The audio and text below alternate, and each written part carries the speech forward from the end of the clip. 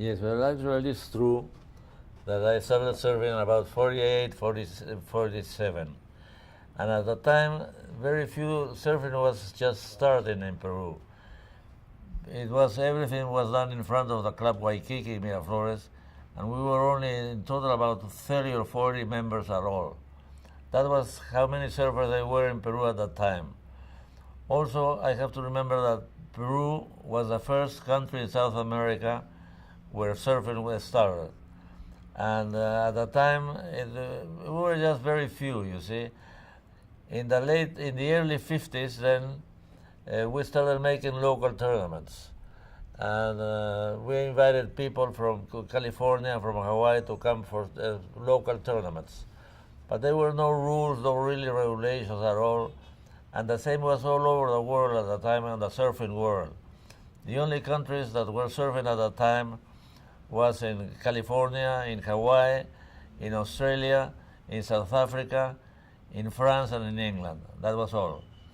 So Peru was we were very just a few people surfing. The Waikiki was really very important because it was the only club in Peru where surfing started. The waves in Waikiki were not very good, but that's when we started surfing.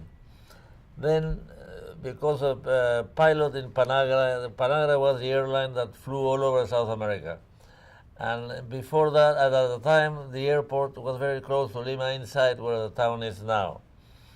And when he was coming from Chile, he came through an area where Punta Rocas was, and he saw a place where he saw from the airplane that the waves were very nice there. He came into the club and he told us about the place, and we went there. Actually, the first time we met the area, which was about 30 kilometers from the south of Lima. And then we went with, at the time it was very funny because we took the surfboards were very big at the time. They weighed about 80 or 90 pounds, and they were hollow. And they had nothing to control. They had each a little handle in the back, just when we went through the wave to go out and surf there. And with those surfboards, we couldn't do much. We just came down the wave and went practically straight down, and that was it. And normally, when the wave broke, most of the time we fell down. And we have a few pictures about that area too, about that time. Then the surfing started growing and growing, and then when we were about in the early 50s, a guy from California came, and his name was George Dowden. Not Dowden, there was a surfer from Hawaii that came on to Lima later, but the first one that we met was a guy from California. His name was very close to Dowden, it was Dowden. And he was very nice, and he brought one of the first surfers that at the time were a revolution for us. They were smaller. By small, we said 15 feet, which is very big now. And they weighed about 20 or 25 pounds only. And they were the first boards that they came down in Peru. Then too, in the early 50s, I went to California, to UCLA, to study, because I graduated from the engineering school. I was an industrial engineer, and I went to get a master's degree in California. And there they were also, California was as big as it was now. And the surfing, there was only one spot in California, near LA, or LA, I mean Los Angeles. And we used to go there to one place which was a naval base. And California had a permit to surf in that area, which was not forbidden for the big public either. And that's how I started, and I knew a lot of people from California there. And when I came to Peru, I used to come in summertime, in the early 50s. I was through the year studying in the university there. So it was, I brought the first surfboards then down, and that was, so I was surfing on the early 50s in Peru and in California. And then at the time also in the midst, or I went to Hawaii once or twice there. From California was easy. And that's how I got introduced to California, into the surfing world. And instead of mid-50s or early, before the end of 50s, then we started making the tournaments in Lima. And that's how it came to me, because there were absolutely no rules at the time or anything.